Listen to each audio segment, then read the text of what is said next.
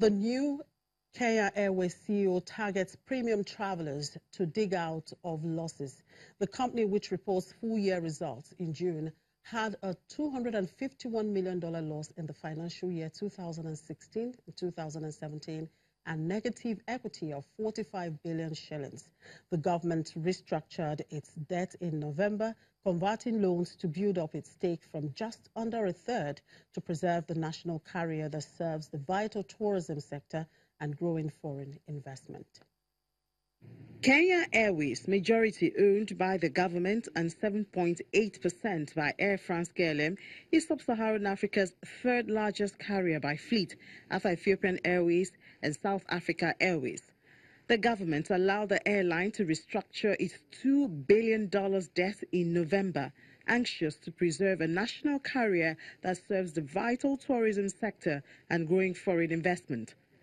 Sebastian Mikos, who previously helped turn around flag carrier LOT Polish Airlines as its chief executive, was hired to haul the airline back into the black. The priority continued to be on the financial side, so we did not finish the financial restructuring. We finished the part linked to the balance sheet, but we have to still prove that we can produce operating profit, and that's the biggest challenge we have, is that in the environment when we have a lot of competition, we need to find a place where we start making money, producing cash, so like deliver what we promised when we signed the 5-year plan. Although the gap to profitability is closing, the 40-year-old carrier, which flies to 53 destinations with 38 Boeing and Embraer planes, is still making a loss.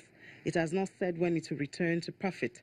It must compete with 25 foreign carriers operating out of Nairobi's main airport, ranging from Ethiopian Airlines to Emirates to smaller rivals like Rwanda's flag carrier Rwanda Air, which has more than doubled its fleet to 12 planes in the last 5 years.